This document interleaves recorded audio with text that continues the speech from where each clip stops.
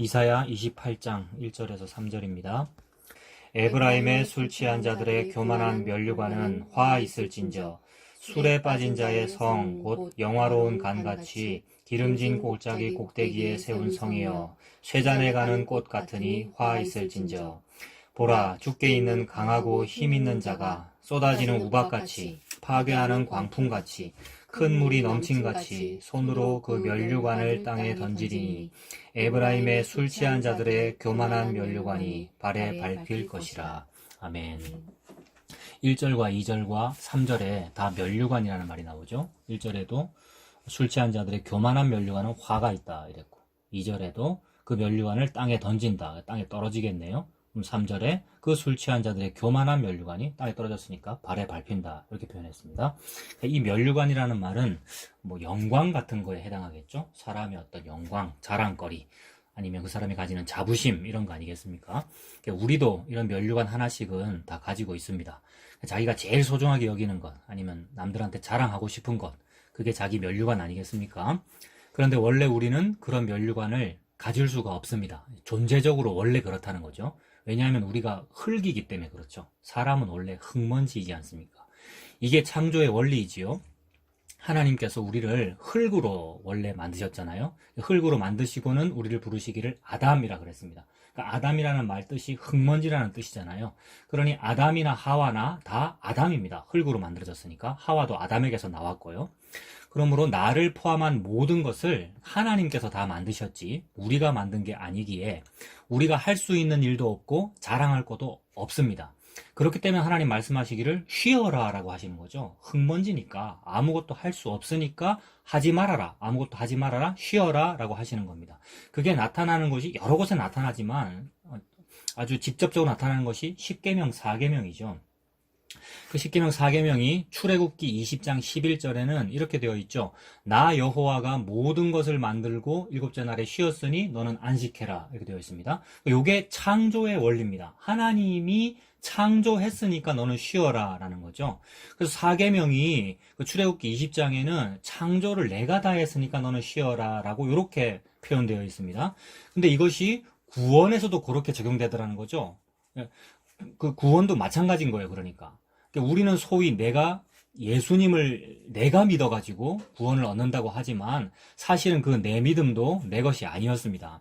하나님이 주셔야만 믿음이 생깁니다. 그러므로 그 소중한 나의 믿음을 내 면류관으로 여긴다고 하여도 그것도 내 것이 아니라는 말이죠. 조금 전에는 창조의 원리라고 말씀드렸는데 지금 이거는 구원의 원리입니다. 그래서 창조의 원리에서는 십계명 4계명이 내가 창조했으니까 너는 쉬어라 라고 하셨는데 구원의 원리에서는 말이 조금 바뀌는 거죠. 신명기 5장 15절에 보면 네 하나님 여호와가 강한 손과 편팔로 너를 구원하였으니 너는 안식해라. 이것 역시 4계명입니다. 똑같은 십계명의 4계명인데 출애굽기에서는 창조했으니 안식해라 라는 말이고 신명기에서는 내가 너를 구원했으니 안식해라. 그래 창조의 원리와 구원의 원리가 똑같습니다. 우리가 하는 것이 아니라 우리는 안식이라는 점에서 똑같고 하나님께서 다 하신다는 점에서 똑같다는 거죠. 창조와 구원을 하나님께서 다 하셨습니다. 우리가 하지 않았습니다. 창조와 구원을 모두 예수님 중심으로 하나님이 다 하셨습니다. 예수님으로 인해서 창조되었고 예수님으로 인해서 구원되었습니다. 특히 방금 본 이 신명기 5장 15절은 특별히 출애굽 장면이거든요. 출애굽이 열 재앙이 나타나는 것이고 그 열 재앙의 마지막이 장자가 죽는 그 재앙이잖아요. 그래서 하나님의 장자인 어린 양이 죽어서 우리가 구원되는 그 장면입니다. 그게 크신 팔과 펴신 손으로 강한 팔과 편 손으로 우리를 구원한다는 그 장면이거든요. 그렇게 구원하였으니 너희는 안식해라 라고 4계명을 주신 거죠. 그러니까 그 장자의 희생 6월절 어린 양의 죽음을 보여주신 게 구원이었고 그걸 위하여 하신 일이 창조였습니다. 그래서 창조와 구원은 같습니다. 예수님 중심이라는 점에서 같습니다. 창조와 구원 모두 예수님이 다 하셨습니다. 예수님은 하나님이십니다. 골로새서 1장 16절부터 보면 그런 말씀이 나오죠. 만물이 그에게서 창조되되 이 그에게서라는 말은 예수님에게서잖아요. 그 예수님으로 창조했다는 말이죠. 예수님이 창조했다는 말이고요. 그래서 그에게서 창조되되 하늘과 땅에서 보이는 것들과 보이지 않는 것들과 혹은 왕권들이나 주권들이나 통치자들이나 권세들이나 만물이 다 예수님으로 말미암고, 그로 말미암고라는 말은 예수님으로 말미암고 그를 위하여 창조되었고, 또한 그가 만물보다 먼저 계시고 만물이 그 안에 함께 섰느니라. 예수님이 만물보다 먼저 계시고 예수님 안에 다 서 있어요. 창조와 구원이 다 예수님 안에 있고 예수님이 하셨습니다. 그래서 요한계시록 4장 10절부터 보면 그 24장로들 얘기가 나오는데, 24장로는 12 플러스 10이니까 뭐 구약의 12지파, 신약의 12 제자 이렇게 볼 수도 있고, 그러니까 하나님께서 선택하신 하나님의 백성 전부를 상징하는 거죠. 24장로 또는 14만 4천이라는 이런 숫자들이 전부 하나님께서 택한 백성 전부, 즉 성도를 의미합니다. 그러므로 성도는 계시록 4장 10절에서는 24장로들이 보좌에 앉으신 이 앞에 엎드려 세세토록 살아계시는 이에게 경배하고 자기의 관을 보좌 앞에 드리며 이르되 라고 합니다. 조금 전에 에브라임의 면류관 얘기했는데 그 면류관 이게 관이잖아요. 그러므로 성도가 혹 면류관이 있다면 그것을 벗어서 영원토록 세세토록 살아계시는 이 앞에 드리는 것이 마땅하다는 말이죠. 그러므로 세세토록 살아계시는 이는 하나님이시며 예수님입니다. 그래서 그 계시록 계속 읽어보면 다음 절 11절에는 우리 주 하나님이여 영광과 존귀와 권능을 받으시는 것이 합당하오니 주께서 만물을 지으신지라 만물이 주의 뜻대로 있었고 또 지으심을 받았나이다 라고 했습니다. 이렇게 찬양하면서 면류관을 벗어 예수님에게 하나님 앞에 드린다는 그런 표현이죠. 우리가 그 면류관을 쓰고 있을 수가 없습니다. 면류관은 원래부터 예수님의 것입니다.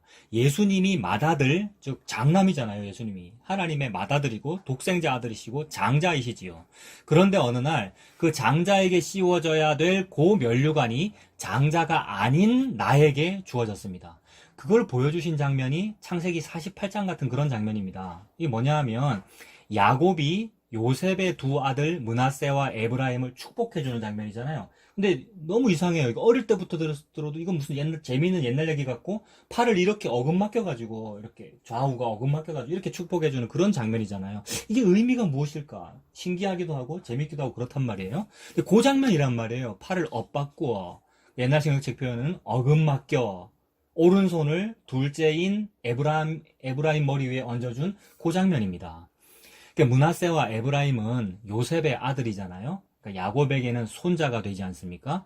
그리고 그 므낫세가 첫째 아들이고 에브라임이 둘째죠. 그 요셉이 애굽에 결국 팔려가는데 나중에 이제 결혼하게 되고 또 국무총리 되고 결혼하게 되고 아들 둘 낳았는데 그게 므낫세와 에브라임이잖아요. 나중에 이제 할아버지 그 야곱이 그 아들 요셉을 만나고 얼마나 기쁘고 행복했습니까? 그러다가 그렇게 행복하게 살다가 이제 죽기가 다 되어서 유언처럼 이제 축복해주는 장면인데, 그때 이제 두 손자에게 얘가 누구냐라고 하면서, 얘들이 손자냐라고 하면서 손자 아니다, 이제 내 아들이다라고 하면서 축복해주는 그런 장면이죠. 그러니까 할아버지 야곱이 이 손자들을 손자가 아니라 자기 아들인 것으로 입적해주면서 축복해주는 장면입니다. 이거 굉장히 중요해요. 손자인데 니 내 손자다 이렇게 안 하고 내 아들이다 라고 하면서 호적에 올린다는 그런 의미죠. 근데 그렇게 하면 그 이유가 뭐냐 하면 야곱은 원래 요셉을 편애하잖아요.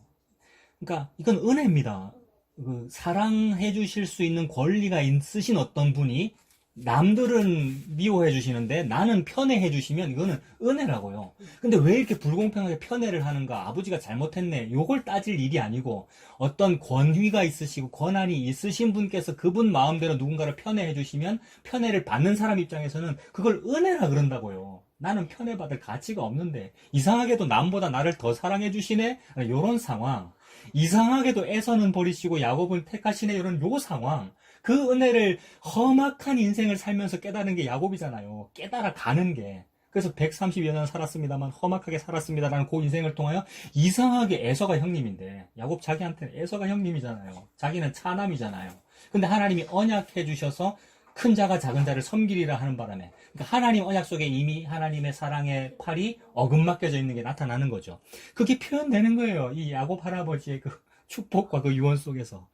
그래서 그 요셉을 편애하기 때문에 요셉 집안에 축복을 2배를 주고 싶은 거예요. 두 몫을.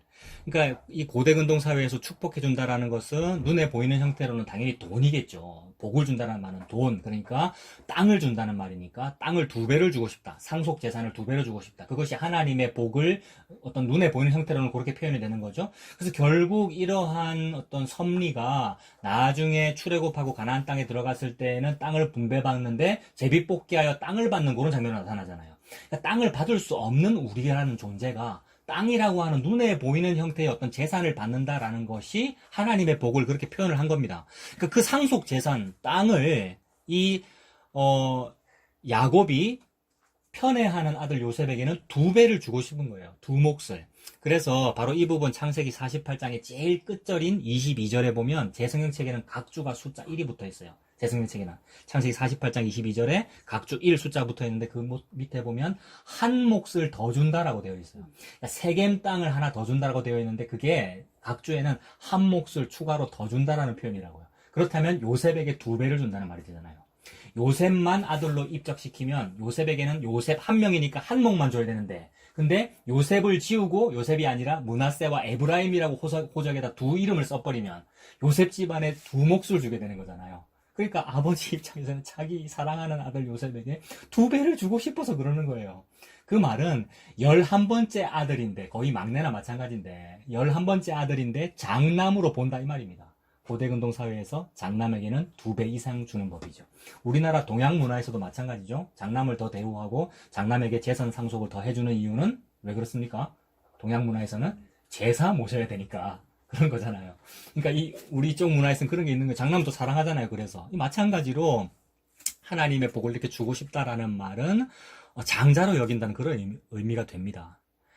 그래서 요셉을 장남으로 본다는 것이고 특별히 더 사랑한다는 뜻이죠. 그 야곱의 이 편애는 아주 유명하잖아요. 이거 야곱 편애하기 때문에 그런 거라고, 가정 불화의 원인이 거기 있다고 우리가 그렇게 봤습니다만은, 그거 뭐 그런 것도 뭐 있을 수 있습니다만은, 사회학적으로는 어떤 가정학적으로는 그럴 수 있습니다만은, 하나님은 예수님의 십자가 은혜를 그 사건 안에 그렇게 담았습니다. 그래서 손자들 머리에 손을 얹을 때에 이상하게도 팔을 어금맞겨가지고 오른손을 둘째 아들이며 둘째 손자인 고 에브라임에게 얹은 겁니다.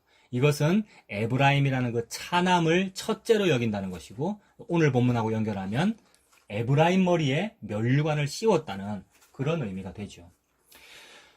그러니까 이것을 받은 에브라임 입장에서는 자기가 아들로 입적된 것도 횡재한 것이고, 아들 아니잖아요. 한 대 건너뛴 손자여야 한단 말입니다. 근데 아들로 입적된 것도 횡재한 것이고, 게다가 입적될 때에 장남으로 입적된 것이니까 대박난 거죠. 횡재와 대박이 겹쳤습니다. 세상적으로 표현해서 그래요. 물질적으로 표현하면 횡재에 대박이 겹친 거 아니에요. 이게 문자로는 복에 복을 더하자잖아요. 복 플러스 복이잖아요. 한 몫에다가 한 몫 더 얹은 거니까 복 플러스 복이고, 이게 횡재와 대박이에요. 이거 성경에 나오는 표현이죠.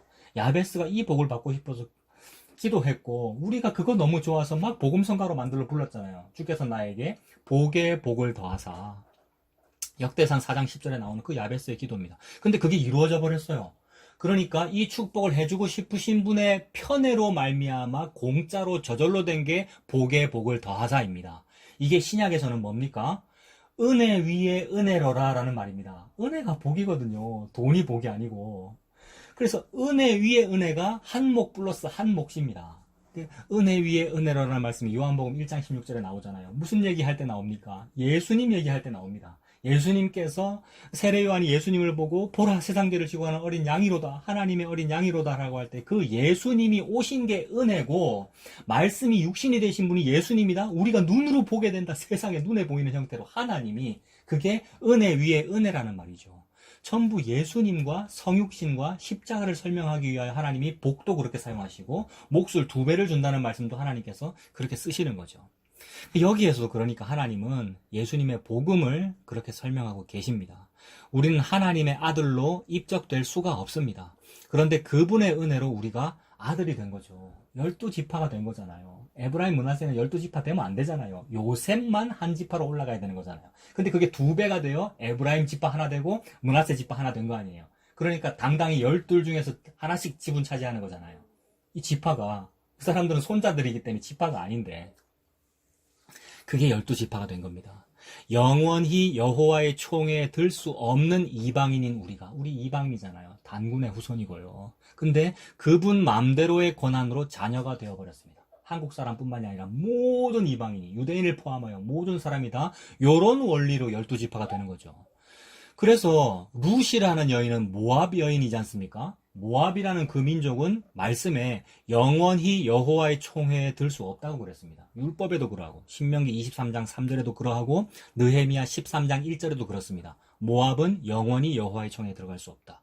그런데 그런 룻 먹으라고, 모압 사람인 그런 룻 먹으라고 주워 먹으라는 거죠. 주워서 먹으라고 땅에 떨어뜨려 주신 보리 이삭, 그게 예수님이죠. 그래서 한 알의 보리 이삭, 다른 말로는 한 알의 밀알이 땅에 떨어져 썩지 아니하면 그대로 있는데 썩으면 열매를 맺는다는 얘기가 예수님 얘기죠. 예수님께서 영혼을 떠나 지상에 떨어지신 거 아니에요. 하늘에서 땅으로 내려오신 거 아닙니까? 그러니까 예수님이 생명이라고 하는 이삭입니다. 생명이라고 하는 밀알. 그래서 그게 나오는 성경이 룻기이고, 그 룻기에서 보아스는 하나님의 율법을 확대 해석하는 거죠. 자기 마음대로. 그러면 됩니까? 하나님 율법을 율법대로만 해야지 확대 해석하면 됩니까? 확대 재해석해서 적용한단 말입니다. 룻한테, 자기의 보리밭에. 어떻게 합니까? 추수할 때에 종들아. 그러니까 원래 율법은 뭐냐 하면 추수할 때에 땅에 보리 이삭이 떨어지면 다시 줍지 아니하는 게 율법이거든요. 근데 뭐 어떻게 확대 해석하는 겁니까? 보아스라는 사람은 더 많이 떨어뜨려라라고 확대 해석 적용하는 거죠. 이걸 보고 은혜라 그러죠. 은혜. 떨어진 것을 안 줍는 정도의 소극적인 적용만 해도 괜찮은데 더 많이 떨어뜨려 버려라, 땅에 흩뿌려라, 이 말은 저 모압 여인 룻 주워갈 수 있도록 해라라는 그 말이죠. 근데 예수님 시대의 사두개인이나 바리새인 같은 율법학자들 또는 오늘날의 사람들을, 크리스찬이라는 사람들은 어떻게 합니까? 율법대로, 말씀대로, 문자대로 하기 때문에 그것을 확대 해석하긴 하는데 자기들에게 이롭게 확대 해석하죠. 그러니까 룻과 같은 여인에게 어떤 이롭게, 복이 되게, 복음이 되게 확대 해석하는 게 아니고 자기들의 종교에 이롭게, 보이는 교회를 위하여 신학에 이롭게 하기 위하여 확대 해석 적용한단 말입니다. 그렇게 확대해서 적용하면 예수님을 배척하죠. 근데 보아스의 이 확대 해석 적용은 어떻게 되느냐면 예수님을 보여주는 게 되죠. 그러면 계시입니다. 땅에 더 많이 떨어뜨려라라는 이 말이 그냥 하는 말이 아니고 하나님의 계시가 된다고요. 그래서 이번 주에 사진을 하나 봤는데, 이하나 일로 와봐봐. 이 사진 봐봐라. 손이 봐. 자, 여러분도 제가 이거 유튜브 올릴 때 이 사진도 올려드릴게요. 6.25 당시에 어떤 사진 유튜브에 있는 걸 이번 주에 봤는데 설명이 뭐라고 붙어 있느냐 하면 1951년 4월 15일 여기 잘 봐. 1951년 4월 15일이라고 되어 있으니까 6.25 때잖아요. 이때가 얼마나 우리나라 많이 가난했습니까? 근데 38선 인근 마을에서 쌀을 가득 받고 환하게 웃고 있는 소녀들 이렇게 되어 있어요. 그러니까 여자아이 둘이가 아주 누더기 같은 옷을 입고 이게 이런 걸 뭐라 하지? 이거 바가지잖아요. 이게 옛날 그 바가지에다 쌀인지 보리쌀인지 뭘 한가득 받았어요. 둘이서 받아가지고 너무 예쁘게 둘이 웃고 있는데 아빠는 막 눈물이 나. 애들아, 이 봐봐, 너희들 나이만한 애들이고. 근데 4월이니까 얼마나 추워요. 요새도 4월은 쌀쌀한데 옛날에 이때는 더 추웠을 것이고 휴전선 근방이라잖아요. 38선 근방이라잖아요. 얼마나 가난했고. 보릿고개 빼고 이때가 4월이니까. 근데 이 쌀을 누가 줬는지, 유엔군이 줬는지 누가 줬는지 받고는 너무 행복하게 웃고 있단 말입니다. 은혜가 이런 거잖아요. 우리가 모압 여인 룻과 같은 상태고 거지 꼴인데 그런 사람에게 너 주워 먹으라고 더 많이 땅에 떨어뜨려 주신 그 은혜가 예수님이란 말입니다. 예수님이 이 곡식 이삭이란 말입니다. 그래서 우리를 하나님 마음대로 편애하고 싶으신 분의 편애로 공짜로 우리가 자녀된 겁니다. 게다가 우리는 첫째는커녕 둘째도 아닌 존재들인데 그런 우리에게 팔을 어긋맞겨 주셔서 첫째에게 주셔야 될 고면류관을 나한테 주신 거죠. 이게 십자가의 은혜입니다. 받을 수 없는 면류관을 받았고 받을 수 없는 복을 받은 겁니다. 예수님의 십자가가 그런 의미입니다. 믿는다는 것은 그건데 나는 받을 가치가 없었다는 것인데 나는 에브라임이거나 에브라임보다도 못한 그런 사람인데 그런 나를 아들로 여겨 값 없이 편애해 주신 것, 그것이 십자가입니다. 그런데 교회를 다닌다는 우리가 그 은혜를 모릅니다. 은혜를 모르고 잊어버리는 게 배은망덕이잖아요. 헌금을 작게 하거나 교회 봉사를 적게 하는 그런 게 배은망덕한 겁니까? 아니지요. 내가 받고 있는 그 면류관이 내 것이 아니라는 것을 모르는 게 배은망덕한 겁니다. 감히 교회에서 죄인이 죄인 아니라고 말하는 게 은혜를 잊어버린 겁니다. 교회에서 여자가 잠잠해야 되는데 잠잠하지 않는 것이 은혜를 모르는 겁니다. 고린도전서 14장 34절에 나오는 거잖아요. 여자 보고 잠잠하는 것은 남녀 차별하는 말이 아니고 우리가 여자잖아요. 예수님을 믿는 모든 남자, 여자, 모든 성도가 다 여자란 말입니다. 예수님의 신부니까. 감히 예수님이라는 그 남편, 신랑 앞에서 내 주장을 할 수 없단 말입니다. 이 면류관은 내 거예요. 내 공로였어요. 내가 한 거였어요. 내가 믿었어요. 라는 말을 감히 할 수가 없고 잠잠할 수밖에 없다는 말씀이죠. 그렇게 되는 게 은혜를 모르는 겁니다. 내 고민, 내 형편, 내 질병, 내 건강, 내 믿음, 내 경험, 내 자랑, 내 면류관, 그것이 전부 내 것이 아니라는 걸 잊어버리면 그게 배은망덕입니다. 그런데 오늘 본문의 에브라임은 그것을 잊었습니다. 야곱의 손자 에브라임이 아까 말씀드렸잖아요. 그렇게 할아버지가 아들로 여겨져가지고 손을 어긋맞게 해서 그렇게 축복해 줬는데 그 복을 받은 지 1000년쯤 흘렀을 때에 나라가 되죠. 에브라임이 나라 됩니다. 1000년 뒤에. 그게 북이스라엘이잖아요. 그러니까 우리나라 남한, 북한으로 분단되듯이 이스라엘도 남유다와 북이스라엘로 분단되게 되는데 물론 그 분단은 하나님께서 하신 겁니다. 하나님의 섭리죠. 그렇게 남유다를 견책하셔서 하나님의 구원을 그렇게 펼치시려고 하시는 겁니다만은 그 안에는 인간의 죄가 있습니다. 우리의 죄를 사용하셔서 하나님께서 그렇게 일하십니다. 그래서 북이스라엘과 남유다로 분단될 때에 북이스라엘이 어떻게 되는 겁니까? 아까 그 1000년 전에 고 에브라임이 북이스라엘 나라가 되는 거죠. 그래서 에브라임 지파 중에 한 사람인 여로보암이라는 사람이 원래는 솔로몬의 신하였고 그 건축하는 건축 감독관이었는데 나중에 반역하잖아요. 르호보암 왕 때. 그러니까 에브라임 지파 여로보암이 우두머리가 되어서 북이스라엘 나라가 되고 남쪽은 유다 지파 솔로몬의 아들 유다 지파 르호보암 중심으로 해서 유다 중심으로 나라가 되고 그렇게 분단되는 거죠. 그렇게 분단돼서 북이스라엘이 나라가 되고 나서 또 300여 년 지나갔습니다. 정확하게는 200 몇십여 년입니다만은 또 300년 지나가니까 그 200~300년간 동안에 죄만 지었죠. 우리가 그렇잖아요. 그렇다면 유다는 다른가? 유다 너희는 너희 하나님 여호와께 범죄함이 없느냐라고 선지자가 그렇게 말하기도 했잖아요. 똑같아요. 누구나 다 그렇게 죄만 지었죠. 그래서 그 죄가 뭐냐 하면 에브라임 사람 느밧의 아들 여로보암의 죄입니다. 느밧의 아들 여로보암의 길, 여로보암의 죄, 이 말은 너무 유명하잖아요. 그가 에브라임이잖아요. 그러니까 그 에브라임은 바로 우리입니다. 우리의 죄가 그러하다는 거죠. 그 죄가 구체적으로는 뭐였습니까? 단이라는 곳과 베델이라는 곳에 금송아지 2개 만든 거죠. 이거 매우 자주 말씀드리죠. 단은 북이스라엘의 최북단 도시고 베델은 북이스라엘의 최남단 성읍인데 최북단과 최남단에 즉 국토의 끝과 끝에 금송아지 2개 만들어서 우리 북쪽 주민은 남쪽으로 귀순하지 마세요. 진짜 하나님은 우리 북쪽에 있습니다. 게다가 2개나 있습니다. 라고 종교화한 거잖아요. 기독교가 눈에 보이는 교회가 종교화되면 같은 겁니다. 그게 아세라 신상이고 그게 산당이고 그게 금송아지고요. 그래서 그 금송아지 2개를 만들고는 한 말이 뭐였습니까? 이 금송아지가 오늘부터 신이니까 이거 섬깁시다 이렇게 말한 게 아니고 이게 여호와다라고 말한 겁니다. 이렇게 믿는 게 예수님 믿는 겁니다. 이게 맞습니다. 라고 자기 시스템을 주장하는 그게 금송아지 믿는 거란 말이에요. 근데 겉으로 볼 때는 예수님 잘 믿는 것으로 보이죠. 여호와 잘 믿는 것으로 보이죠. 그들이 한 말, 여로보암이 한 말이 뭐였습니까? 이것이 애굽에서 우리를 인도하여 낸 여호와다라고 한 그 죄. 그 죄를 일컬어 느밧의 아들 여로보암의 길이다 이랬습니다. 이건 그 은혜를 자기가 면류관 받았잖아요. 에브라임이니까. 그 은혜를 십자가에 돌리지 아니하고 금송아지에게 돌린 겁니다. 금송아지는 누가 만들었습니까? 에브라임 자기가 만들었습니다. 여로보암이라는 그 사람 자기가 만들었잖아요.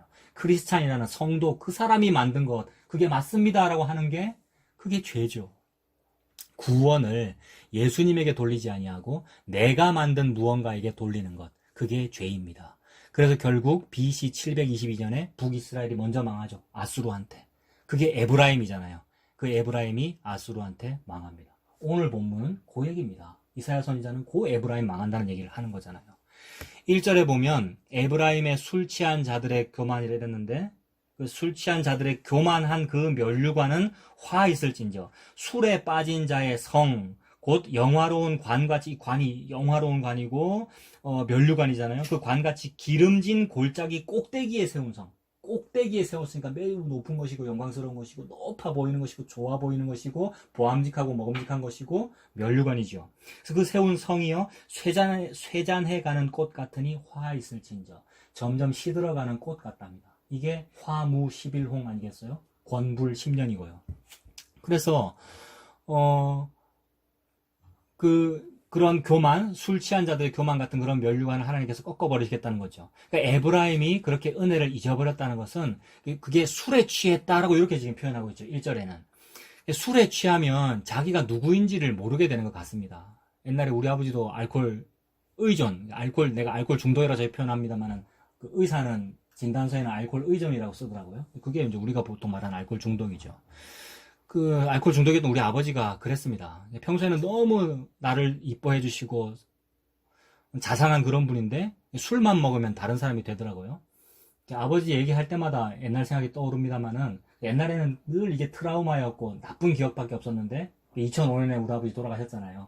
돌아가신 이후에는 좋은 기억밖에 없어요. 지금 가끔씩 트라우마가 올라올 때도 있지만 그래도 지금은 아빠 막 보고 싶고 옛날 사진 보면 눈물 나고 그렇습니다만은 하여튼 그때는 너무 싫었어요. 죽었으면 좋겠다고 늘 생각했어요. 술만 먹으면 완전 다른 사람이 되니까. 술만 먹으면 한 2, 3일에 한 번씩 집에서 못 잤단 말입니다. 남의 집 처마 밑에서 밤새거나 아니면 교회 몰래 들어가가지고 교회 의자가 장의자잖아요. 그 장의자 매트리스 위에 쪼그려서 자고 미리 책가방 다 싸놓고 책가방 다 싸서 책가방 들고 밤에 나간단 말입니다. 엄마랑 같이 쫓겨나는 거죠. 그 다음날 아침에 책가방 들고 학교 가고요. 그렇게 살았거든요. 너무너무 막 죽이고 싶었단 말입니다. 지금은 좋은 기억밖에 없는데. 근데 이제 술만 먹으면 다른 사람이 되는 거예요. 그러니까 말도 통하지가 않고, 막 인사불성이 되고, 가족 못 살게 굴고, 엄마 때리고. 그러니까 진짜 나와 술 취한 나는 다른 거죠. 진짜 그 사람과 술 취한 그 사람은 전혀 다른 사람이 되는 거죠. 그러니까 전혀 다른 사람이 되니까 그 전혀 다른 존재에 대한 트라우마가 막 생기는 거란 말입니다. 나도 그렇고, 내가 너무 잘 아는 어떤 목사님도 그래요.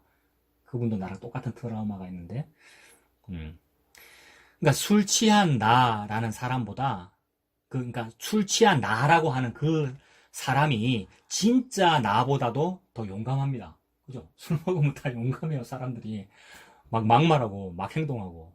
근데 그러니까 그 술 취한 나는 가짜입니다. 가짜로 용감한 거죠. 진짜로 용감한 게 아니고. 며칠 전에 뉴스 보니까 술 먹은 20대 청년이 벤틀리인가? 영국 차, 수억 하는 차를 막 발로 차고 난리가 났잖아요. 술 깨고 나서 어떻게 됩니까? 무릎 꿇고 막 빌었잖아요. 술 깨고 나서. 몰랐다, 전혀 몰랐다. 그러니까 술 취한 그 사람과 진짜 그 사람은 서로 다른 사람이죠. 그러니까 술 취한 나는 가짜입니다. 가짜로 용감한 겁니다. 가짜로 용감한 거니까 무모한 것이고 그런 거를 교만하다 그러죠. 무모하다 그러고 교만하다 그럽니다. 오늘 1절에 그 교만을 말씀하시는 거잖아요. 그런 교만한 면류관은 화 있을진저라고 했습니다. 진짜 나는 장남이 아니지요. 진짜 나와 술 취한 나는 다르다고 그랬잖아요. 진짜 나는 장남이 아닙니다. 그럼 장남 아니면 뭡니까? 차남 에브라임이죠. 진짜 에브라임은. 진짜 나는 왕이 아닙니다. 그럼 뭡니까? 신하 여로보암이죠. 건축 감독관이었단 말이에요. 여로보암이, 에브라임이.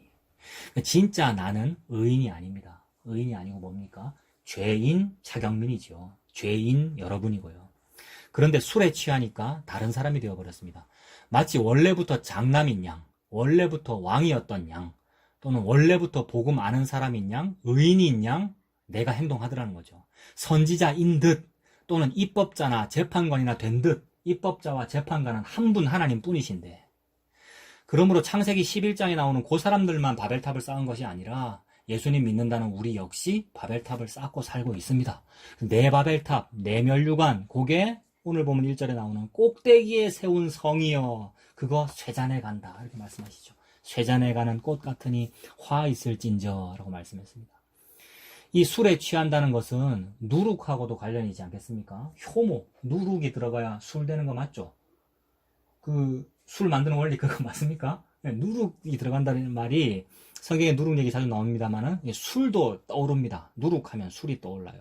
6월절의 그 빵에는 누룩이 섞이면 안 되죠. 그래서 그 6월절은 예수님의 죽음을 의미하는데 그 예수님의 죽음이라고 하는 십자가 복음 외에 다른 그 어떤 것도 섞이면 안 된다는 거죠. 누룩이 섞이면 안 된다는 그 말이. 그래서 우리는 섞는 거를 좋아해요. 누룩 섞는 걸 좋아하고 술을 만들어도 누룩이 들어가야 술이 제대로 되는 것이고 빵을 만들어도 누룩이 들어가야 제대로 맛있는 것이고, 섞으면은 맛있고 부드럽습니다. 섞으면은 사람에게 이득이 됩니다. 도움된다는 말이죠. 사는데 도움이 된다. 도움된다가 돈 된다라는 말과 같습니다. 사람들에게는. 아, 이거 돈이 된다. 이 말과 도움된다라는 말은 우리들에게는 같은 말입니다. 거리끼지 않고 술술 넘어갈 수가 있습니다. 그러나 십자가는 누룩 없는 빵입니다. 삼키기가 힘들고요. 이득이 안 됩니다.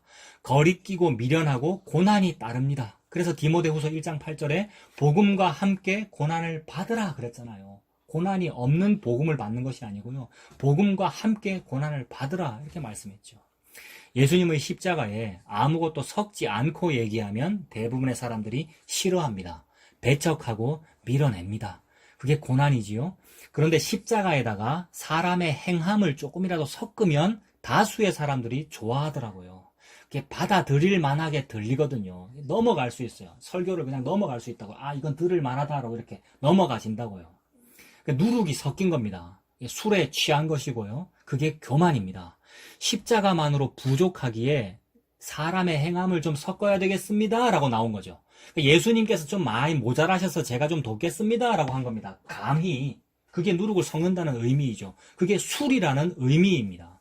그런데 교회에서 목사님이 성도들에게 이제 헌금하세요, 봉사도 해야 됩니다 라고 말하는 그런 인위적으로 강요하는 그런 행함 말고 진짜로 막 감사해가지고 자연적으로 나오는 행함도 있다고 말하죠. 요거 이해되게 그렇게 표현하는 거죠. 너무나 맞는 말로 쳐도 들리고 동의가 돼요. 아, 자연적으로 나오는 행함도 있는 거예요. 아, 나도 동의해요. 그래서 마땅히 나오는 감사이고 마땅히 저절로 하는 헌신, 헌금, 봉사 등이 있을 수 있잖아요. 그런 건 해야 되고 그거 한다고 하지 말라고 하는 거 아니고 그런 걸 하지 말라고 지금 말하는 게 아니잖아요. 마땅히 있을 수 있는 일인데 자연히 나오는 것이므로 강요가 아니라 자연적 반응이다라는 이런 용어도 쓰더라고요. 자연적 반응이다. 반응으로서의 그런 행함이 있어야 한다라는 용어를 쓰시더라고요. 많은 분들이.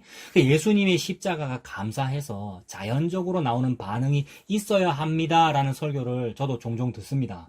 너무나도 맞는 말이라서 아멘이 나오고요. 막 동의가 되고 저 은혜 받기도 하고 그렇더라고요. 근데 이상하게도 그런 일과 그런 설교에는 고난이 없는 것 같습니다. 제가 지금 같습니다라고 했으니까 확신이 없는 채로 지금 말해요. 참 부족해요. 근데 아무리 봐도 그건 고난이 없는 것 같아요. 게다가 그런 자연적 반응도 전부 자기 의가 되던데요. 자연적 반응이라서 헌신하는 것이고 자연적으로 나와서 마땅히 하는 것이면서도 동시에 무의식적으로 지금 몇 주째 말씀드리잖아요. 무의식적으로 나는 무기명으로 헌금하는 사람이지 이게 자동적으로 나와버리는 요게 더 자연적 반응이란 말이에요. 그러니까 의로운 행위가 자연적 반응이 아니고 죄가 저절로 튀어나오는 게 나의 자연적 반응입니다. 자연적 반응이라는 용어를 쓰려면 내 죄와 비참함이 자연적이에요. 이렇게밖에 말할 수 없다는 거죠. 그러니 그러한 반응, 행함이 아니고 공로 아니고 그 반응도 그 사람에게는 공로가 되더라는 겁니다. 나에게는요. 왜 그러냐 하면 말씀이 의인은 없나니 하나도 없다라고 하셨으니까 그렇습니다. 그러니까 자연적으로 의인이 나오는 그런 의인은 없다 이 말입니다. 자연적으로 죄만 나온다는 거죠, 우리에게. 그래서 나는 자연적인 반응이라서 헌금을 하지만 그 헌금, 헌신, 봉사 또는 행위 하는 순간 내가 한 헌금이라는, 내가 한 행위라는 공로가 되더라는 겁니다. 이게 나라는 존재의 비참함입니다. 이 존재의 비참함. 누구도 끊을 수 없거든요.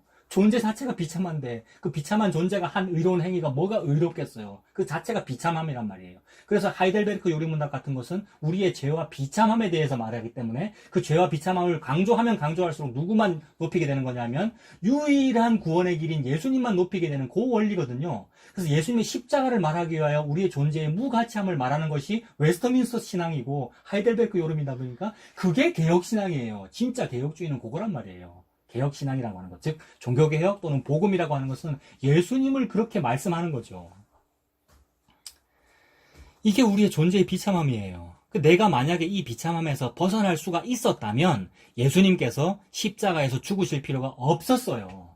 하나님은 그걸 계시하고 계시잖아요. 예수님이 십자가 죽음을 원래부터 말씀하고 계신단 말입니다. 그 말은 나는 원래부터 벗어날 수가 없었다는 말입니다. 나에게서 나오는 자연적 반응이라는 것은 원래부터 죄였다는 얘기입니다. 하나님께서 그것을 강조하시는 거죠. 그래서 예수님께서 죽으셨다는 말은 나에게서 나오는 마땅한 자연적인 반응마저도 죄가 되기에 도무지 그 죄를 내가 해결할 수가 없어서 창조주이신 예수님이 대신 죽으셨다는 말입니다. 그걸 구원이라고 합니다. 예수님으로 하고 싶으신 거죠, 하나님께서. 예수님이 다 하시겠다는 것이고요. 그런데 그 구원이 감사하다면, 그 구원이 감사해요. 십자가로 다 하신 것이군요. 감사해요. 라면서 그 감사하다는 반응을 보여야 한다고 다시 말하면 또다시 원점으로 돌아가게 되는 거예요. 이게 개가 그 토해낸 것을 다시 먹는다는 것과 마찬가지. 그게 미련한 거라는 거잖아요. 잠언 26장 11절에 개가 그 토해낸 것을 다시 먹는다. 노아가 당대의 의인이었다고 말하죠. 하나님과 동행했답니다. 이거 맞지요? 말씀에 그렇게 되어 있어요. 창세기 6장 9절에 하나님과 동행했고 당대의 의인이었다. 그러니까 하나님께서 노아의 그런 의로운 행위를 보사 은혜를 베풀었다고 우리가 설교하고 설교 듣습니다. 나도 그렇게 살고 싶어 하고요. 우리도 그런 행위가 있어야 한다고 우리가 말하잖아요. 그러니까 내가 너무나도 흠모하는 개혁주의 목사님의 설교 내용이에요. 이번 주에 들었는데 내보다 나이가 한 2-3살 어리신데 학교는 같이 다녔고요. 학교 다닐 때부터 내가 흠모했어요. 너무 공부를 잘 하시길래.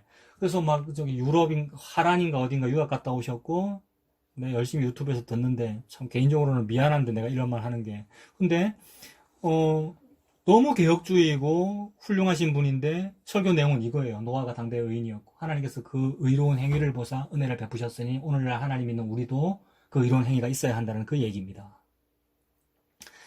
그런데 그건 개혁주의가 아닙니다. 개혁주의자라고 합니다만 사실 주의 또는 주의자라는 말을 쓰지 않거든요. 진짜 개혁주의는. 그래서 나도 학교 다닐 때 정말 좋아했습니다만 그게 개혁신앙이에요.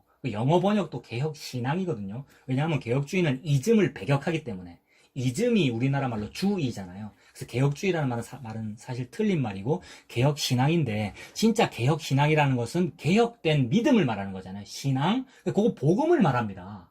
진짜 개혁주의는 복음을 말하는 거예요. 그러니까 예수님으로 돌아가는 것이고 십자가로 돌아가는 것, 그게 성경으로 돌아가자는 그 개혁주의의 원리거든요. 그러니까 용어 자체가 개혁신앙이 맞는 거예요. 그러니까 진짜 개혁주의, 진짜 개혁신앙은 예수님의 십자가가 증거인 신앙입니다. 노아의 의로운 행위나 인간의 의로운 행위를 말하는 것이 아니고 예수님의 십자가가 증거인 신앙이 개혁신앙이란 말입니다. 이게 무슨 증거요? 예수님 십자가가 뭐에 대한 증거라고요? 노아가 죄인이었다는 증거입니다. 예수님이 십자가 지셨다는 말은 노아라는 창세기 6장에 나오는 그 사람은 죄인이었습니다 라는 증명과 증거가 예수님의 십자가입니다. 노아가 의인이었다면 예수님이 십자가 질 필요가 없었다 이 말입니다. 근데 하나님은 예수님의 십자가가 시점이었고 예수님의 십자가를 종점으로 또는 어떤 종결점으로 섭리를 그리고 계시를 진행해 나가시는 거잖아요. 그러니까 노아가 죄인이었다는 이 방증이라고요. 예수님의 십자가는. 노아가 의인이었다는 증거를 성경에서 찾아내면 기독교는 종교가 되어버립니다. 기독교는 종교가 아니고 복음이지요. 복음이란 것은 무엇입니까? 노아가 죄인이었음에도 불구하고 구원을 얻었다는 것이 복음입니다. 그러므로 이 노아와 우리 모두가 전부 다 죄인이라는 증거를 찾아내면 됩니다. 옛날에 이런 증거를 막 찾아내서 설교하고 싶어서 내가 애를 썼거든요. 우리가 죄인이라는 증거 봐라 이만큼 악하잖아 라는 이런 거 막 찾아내서 말하고 싶고 그래서 막 동료 목사님이나 또 선배 목사님인데 내보다 나이는 어리고 이러면 내가 좀 못된 마음인데 좀 쉽게 보고 이랬거든요. 그래서 함부로 막 말 걸면서 당신 그 설교 틀렸잖아. 생각해 봅시다 우리. 내가 이거 틀렸다는 심증은 있는데 물증은 없어요. 내가 막 이런 말을 하고 그랬거든요. 그래서 물증을 찾아내고 싶어서 그게 뭐냐면 더 공부하면 되겠지. 더 성경에서 근거를 찾아서 몇 장 몇 절이 그렇잖아요 라고 말해주면 받아들이겠지 싶어서 막 증거를 찾아 헤맸는데 아니더라고요. 증거를 찾아서 증거를 제시해 준다고 해서 믿어지는 게 아니고 증거는 뭐냐 하면 예수님의 십자가가 증거예요. 우리 인간이 틀렸습니다. 우리 설교가 틀렸습니다. 우리가 죄인입니다 라는 증거를 찾아내려고 애를 썼는데 그래서 물증을 찾아야 됩니다라고 했는데 그 물증이 뭐냐 하면 예수님 십자가라고요. 그래서 십자가를 얘기하면 돼요. 그래서 십자가를 얘기했을 때 믿어지면 은혜이고 안 믿어지면 배척받고 발등에 먼지 떨게 되는 것이고 고난받게 되는 것이고 그런 거죠. 그래서 십자가가 증거입니다. 믿어지고 안 믿어지고 하나님께서 알아서 하시는 것이고요. 하나님은 예수님 십자가만을 가지고 증거하고 계시는 겁니다. 그래서 노아와 우리 모두가 전부 다 죄인이라는 증거를 찾아내면 되는데 그 증거는 뭐냐 하면 예수님께서 십자가에서 죽으셨다는 사실입니다. 십자가에서 예수님이 죽었다라는 것이 바로 우리가 죄인이라는 증명입니다. 모든 사람이 죄인이기 때문에 예수님이 십자가 졌습니다. 그걸 은혜라고 하고 노아라는 그 사람은 그 은혜를 입었다는 표현입니다. 조금 전에 창세기 6장 9절 말씀드렸는데 바로 앞에 있는 창세기 6장 8절에 노아는 여호와께 은혜를 입었더라 이랬거든요. 예수님의 십자가 은혜를 입었다는 말이잖아요. 그 은혜를 입으면 하나님이 사람을 보고 의인이라 그래요. 이걸 보고 이신칭의라고 하죠. 종교개혁의 기본 원리이고요. 근데 그 믿음으로 의롭다함을 받는다는 말인데 그 믿음은 누가 줬는데요? 예수님의 십자가에서 주신 게 믿음이죠. 예수님의 십자가에서 부어주신 게 성령님이고 성령님이 오시면 우리가 믿게 되고 믿음이 있으면 성령이 충만한 것이고 전부 예수님이 하신 일이잖아요. 십자가를 통하여. 사람의 믿음이 아니란 말입니다. 그러므로 이신칭의의 주체는 예수님이시지요. 그게 노아가 은혜를 입었더라 라는 말의 뜻입니다. 노아가 의인이었다면 노아가 메시아 하면 됩니다. 근데 예수님이 메시아이시잖아요. 그리고 노아가 메시아 하면 되고 우리도 그 노아를 따라서 노아처럼 살면 됩니다. 굳이 거리끼고 힘들고 미련하게 십자가를 믿을 필요가 없단 말입니다. 그러나 하나님께서는 모든 성경을 통하여 예수님의 십자가를 계시하시고 십자가에서 다 이루셨습니다. 그래서 아브라함이 그 소돔성 멸망한다는 그 말씀 앞에서 그 예언 앞에서 뭐라 그러냐면 의인이 50명 있으면 봐주시면 안 됩니까? 45명 있으면 봐주시면 안 됩니까? 40명 있으면 30명, 20명, 10명 이렇게 되잖아요. 그래서 결국 성경은 무슨 얘기를 하는 거냐면 20명, 10명이 아니라 한 명도 없다. 의인은 없나니 한 명도 없다라는 말씀을 하시면서 그래서 내 아들 예수가 죽는다라는 말씀을 하시는 거죠. 이게 증거죠. 예수님이 십자가에 죽으신다는 그 얘기가 의인이 한 명도 없다라는 것의 증명입니다. 그러므로 그 예수님의 십자가에 플러스하여서 행위가 좀 있어야 됩니다. 또는 자연적인 반응은 나와야 되는 겁니다. 라는 말이 그 의도는 좋은 거예요. 목양하려고 그러는 거거든요. 의도는 좋을지 몰라도 그게 누룩으로 작동합니다. 술로 작동한다고요. 좋게 해주는 거죠. 부드럽게 해주는 것이고. 잘 발효되는 것이죠. 누룩이니까. 그게 술 취하는 겁니다. 오늘 본문이 술 취한 에브라임의 교만이잖아요. 술 취한 에브라임 얘기하는 거잖아요. 오늘. 그 십자가를 우리가 딱 이렇게 삼키기에, 즉 받아들이기에 부드럽게 해주는, 목 넘김이 부드럽게 해주는 알코올로 작동한단 말입니다. 맥주 광고인가 뭐 보니까 목 넘김이 부드럽고 막 거품이 크리미하고 이런 광고 봤어요? 그러니까 목 넘김이 부드럽게 해준다는 거죠. 잘 넘어간다는 거죠. 십자가는 탁탁 걸리는 거죠. 잘 넘어가는 게 아니고. 그렇게 누룩이 섞인 거, 그러한 술 취함을 하나님은 교만이라고 하십니다. 오늘 보면 1절과 2절과 3절이 전부 그걸 보고 교만이라고 지금 말씀하시는 거죠. 그런데 사람들은 그런 걸 좋아합니다. 그래서 그렇게 하면 고난을 받을 가능성은 줄어듭니다. 십자가에다가 누룩을 섞으면요. 술을 섞으면 고난받을 가능성이 줄어듭니다. 근데 말씀은 복음과 함께 고난을 받으라 라고 말씀했죠. 십자가를 전하면 헌금을 하지 말라는 말이지요 라고 하게 될 겁니다. 그것도 고난입니다. 십자가를 전했을 때 그럼 행함은 하지 말라는 말이지요 라는 반대급부의 그 말을 듣게 되는 그것도 고난입니다. 그 고난 받으면 돼요. 그러면 그런 설교자는, 그런 전도자는 그 고난 받으면 됩니다.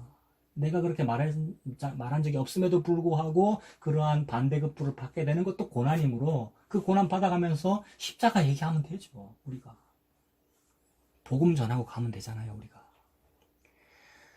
그래서 헌금을 하지 말란 말이지요 라고 하는 그런 말도 듣게 됩니다.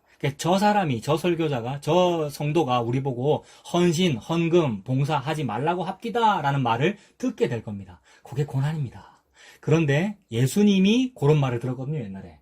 저 사람이 성전을 허문다고 합디다, 허물고 사흘 만에 다시 짓는다고 합디다 라는 말을 들은 분이 예수님이잖아요. 같은 거거든요. 근데 그 예수님 하신 말씀이 제자가 그 선생 같고 종이 그 상전 같으면 조카도다. 집 주인을 바알세불이라 하였거든. 하물며 그 집 사람들이랴 그러셨거든요. 그러니까 예수님을 보고 그런 말을 했거늘 하물며 예수님 제자들한테는 그런 말 하게 되는 게 당연하죠. 예수님 제자들, 사도들, 오늘날 예수님 믿는 설교자들이나 성도들도 그런 말 듣는 것이 마땅하다는 말입니다. 그러니까 옛날에 사도들도 그런 말 다 들었죠. 응? 뭐 사도행전 19장 같은 곳에 보면 저놈이 아데미를 허물라고 합디다. 크도다가 에베소 사람이 아데미여 라면서 막 소동 일으키고 그렇게 되지요. 우리가 술에 취했고 우리가 에브라임이기에 망하는 게 마땅합니다. 하나님은 아수르를 불러서 사용하셔가지고 에브라임을 벌하시지요. 그 에브라임의 면류관을 땅에 떨어지게 만드십니다. 2절 보세요. 2절에 보면 보라 주께 있는 강하고 힘 있는 자가, 그러니까 주님께 있는 강하고 힘 있는 자는 하나님께서 사용하시는 몽둥이를 말하죠. 강하고 힘 있는 자는 그 당시에 아수르와 바벨론 같은 존재죠. 특히 북이스라엘 에브라임은 아수르를 강하고 힘 있는 자로 사용하셔가지고 그 에브라임을 치시는 거죠. 그래서 에브라임 치니까 그 면류관을 에브라임이 쓰고 있는 면류관이 땅에 떨어지게 되는 거잖아요. 원래는 벗어서 예수님께 드려야 되는 것인데 하나님께서 땅에 떨어지게 만들어 주십니다. 그러니까 면류관이 하나님께로, 예수님께로 돌아가게 되겠죠. 밟히게 하십니다. 땅에 떨어지니까. 그러나 그렇게라도 내 머리에 면류관이 벗겨지는 게 은혜입니다. 그렇게라도 술에서 깨게 해주시는 게 은혜잖아요. 고난이 유익하죠. 고난받아서 이 면류관 벗겨지는 게 되는 게 은혜죠. 그렇게 예수님께 돌아가게 되잖아요. 이 면류관이. 이런 은혜를 우리에게 주시기를 나는 원합니다. 술에서 깨게 해주소서라고 기도하는 거죠. 내가 스스로 술을 끊지를 못하거든요. 죄의 종노릇을 내가 스스로 끊지를 못하거든요. 알코올 중독을 나 스스로 해결을 하지를 못합니다. 그래서 회개가 은혜입니다. 회개도 내가 하지 아니하고 하나님께서 아수르와 사람 막대기와 인생 채찍으로 나를 회개하게 해주십니다. 우리를. 그렇게 면류관이 벗겨지는 그 사람은 은혜 받은 사람입니다. 그 면류관 벗어서 주님께 드리면 됩니다. 이거 아까 읽은 계시록에 나오는 말씀이고 찬송가 가사잖아요. 면류관 벗어서 주 앞에 드리면 됩니다. 원래 내 것이 아닙니다. 에서 형님 거였는데 하나님의 언약 때문에 내가 받았죠. 이게 야곱이죠. 그다음에 므낫세 형님 거였는데 할아버지가 팔을 어긋맞겨 주시는 바람에 내가 받았습니다. 에브라임, 죄인인 내가 받았습니다. 원래 내 것이 아니었습니다. 예수님께서 십자가 지셔서 내 것이 되었습니다. 그러므로 하나님께서 우리에게 성령님을 주시면 우리는 십자가를 압니다. 예수님의 은혜를 알게 됩니다. 그렇게 성령님이 우리에게 오시면 전에는 의인이라고 하던 사람이 아니요, 저는 죄인입니다 라고 하게 됩니다. 이게 제정신이 아닌 거죠. 의인이라고 하고 아주 간증자라고 아주 떵떵거리며 살 수 있는데 갑자기 세상이 볼 때는 죽은 사람이 되어버린단 말입니다. 죄인이 되어버리고. 그러니까 제정신이 아닌 거예요. 저 사람 미쳤다 이렇게 되는 거예요. 제정신이 아닌 게 뭡니까? 그게 또 술 취한 거예요. 아까 오늘 술 취하는 얘기 했는데 성령님이 취해서 제정신이 아니게 되는 그런 상태도 역시 술 취한 것 같은 상태가 되잖아요. 그러니까 오순절 성령님이 임하시니까 사람들이 사도들 보고 뭐라 그랬습니까? 아, 저 사람들 지금 술 마셨다 이랬죠. 새술에 취했다 이랬잖아요. 사도행전 2장에 보면. 그때 베드로가 한 말이 지금 때가 제3시니 우리가 술 먹은 거 아니다 이렇게 말합니다. 제3시는 오전 9시잖아요. 오전 9시인데 우리가 뭐 술을 먹었겠노 이렇게 말했잖아요. 술 먹은 게 아니고 술에 취한 게 아니고 성령에 취한 거죠. 성령의 충만함이죠. 그리고 사도행전 26장 24절에도 베스도 총독이 이제 바울 신문하는데 바울 보고 뭐라 그러냐면 미쳤다고 그러잖아요. 네가 공부를 많이 하니까 미쳤다. 미친 사람처럼 보이는 것이고 술 취한 사람처럼 보이는 것이고 제정신이 아닌 것으로 보이죠. 성령님이 계시면 그렇게 됩니다. 그래서 죄인 에브라임에게 은혜가 임하면 술에 취하는 것이 아니라 또 다른 술인 예수님의 피잖아요. 그게 성찬식이잖아요. 예수님의 보혈과 그 떡을 먹는 것. 그 생명의 포도주지요. 술이네요. 그러니 성령님의 인도를 받게 되는 것입니다. 이게 에베소 5장 18절에 술 취하지 말아라. 이는 방탕한 것이니 오직 성령으로 충만함을 받으라. 그러니까 술 취하지 말고 성령이라는 술에 취하는 이런 표현이 되죠. 성령의 충만함을 받으라. 그러면 술을 취했다라는 비방을 받아도 미쳤다고 손가락질을 받아도 괜찮죠. 아수르가 쳐들어와서 망해도 괜찮고요. 이사야에게 주셨던 그 스알야숲이 이루어질 거니까요. 그러니까 스알야숲이 이루어지려면 마헬살랄 하스바스 해야 되잖아요. 즉 아수르한테 망해야 되고 바벨론한테 망해서 노략이 속하게 되는 그 일을 받고 나니까 스알야숲 남은 자가 돌아온다. 남은 자가 돌아오는 것은 성령이 충만하여 예수님 믿고 구원 얻는 걸 말하자는 거잖아요. 그 스알야숲의 약속이 이루어질 것이기 때문입니다. 그 약속 언제 이루어집니까? 이 성경 역사 속에서는 예수님께서 수가성에 오실 때 이루어지죠. 에브라임에게는 그렇게 이루어집니다. 에브라임이 북이스라엘이고 에브라임이 사마리아니까. 그 수가성은 사마리아의 수가성, 그 사마리아 여인의 우물가잖아요. 그 에브라임이고 북이스라엘이고 사마리아죠. 그 수가성에 오셔가지고 사마리아 여인을 만나는 거잖아요. 그때 이루어지는 거잖아요. 성육신과 즉 예수님의 오심과 십자가로 그 약속이 이루어집니다. 그게 에브라임이 야곱의 아들 된 겁니다. 둘째가 첫째 된 겁니다. 나중된 자가 먼저 된 겁니다. 12지파 중에서 하나가 된 겁니다. 아들 아닌 자가 아들 된 겁니다. 이게 전부 언약이고 전부 약속이고 성경의 책에 다 나오는 얘기죠. 아들 아닌 자가 아들 된다. 이게 무슨 성경입니까? 호세아서에 보면 호세아가 창녀 고멜과 결혼했는데 아들과 딸을 낳았는데 로암미와 로루하마를 낳았단 말입니다. 내 아들 아니고 내 은혜 아니다. 내가 너한테 은혜 안 준다. 이런 뜻이죠. 로자가 붙었다는 말은. 근데 하나님이 그 로자 떼버리잖아요. 이름에서. 그래서 암미가 되고 루하마가 됩니다. 암미라는 말은 내 아들이다. 이런 뜻이죠. 루하마라는 말은 내가 네한테 은혜 줬다라는 말이고요. 은혜 못 받을 우리에게, 즉 면류관 못 받을 우리에게 면류관이 왔고 아들 아닌 나에게 아들이라고 해버리신 겁니다. 이게 에브라임이 받은 은혜잖아요. 그래서 설교 서두에 오늘 에브라임이 복 받았다고 아까 그랬지 않습니까? 횡재했는데 대박이 겹쳤다 이랬잖아요. 그래서 이제 횡재에다가 대박이 겹쳤으니까 그게 복에 복을 더한 거죠. 요게 은혜 위에 은혜입니다. 여기에 해당되는 그 말씀 한번 찾아 읽어보고 말씀 마치겠습니다. 복에 복을 더하사, 이거는 야베스의 기도인데 구약의 역대상 4장 10절에 있잖아요. 역대상 4장 10절에 야베스가 이스라엘 하나님께 아뢰어 가로되 원컨대 주께서 내게 복에 복을 더하사, 복 플러스 복, 한목 더하기 한목, 이게 지파된 것이고 땅 차지한 거죠. 그래서 복에 복을 더하사 나의 지경을 넓히시고 이랬어요. 놀라운 표현이에요. 야베스가 복을 설명하기를 지경을 넓힌 것으로 표현했어요. 지경은 넓히면 안 됩니다. 지계표를 옮기면 안 되잖아요. 근데 하나님이 너무 편애하셔가지고 지경을 넓혀준 게 땅을 2배 준 거거든요. 그러므로 우리는 땅 받았다 이 얘기입니다. 지경이 넓어졌으니까, 지계표가 넓어졌으니까 2몫의 땅을 받았다 이 말입니다. 무슨 땅 받았습니까? 우리가 땅은 어떤 땅이잖아요. 땅덩어리. 그러니까 경상남도 땅덩어리, 전라북도, 충청북도 이런 땅덩어리란 말입니다. 무슨 도를 받았습니까? 우리가 그리스 도를 받았다고 내가 대학부 때부터 계속 아재 개그를 하고 있는데, 그냥 개그가 아니고 진짜란 말이에요. 이게 무슨 도를 받아, 그게 그리스 도를 말하는 거란 말이에요. 그래서 그게 땅이란 얘기입니다. 지계표를 옮기지 말라 했으니까 요 땅 말고 다른 땅 가지려고 할 필요가 없고 그게 저주라 이 얘기예요. 그리스도가 땅입니다. 예수 그리스도가 지계표라고요. 그래서 제비뽑기에서 땅을 줬잖아요. 우리 같은 노예에게. 예수님 주셨다는 얘기죠. 이게 복 받았다 이 말입니다. 복에 복을 더했다. 횡재했는데 대박까지 나버렸다. 예수님 믿게 되었다 이 말이죠. 예수님을 믿는 것이 우리의 지경이 넓어진 것입니다.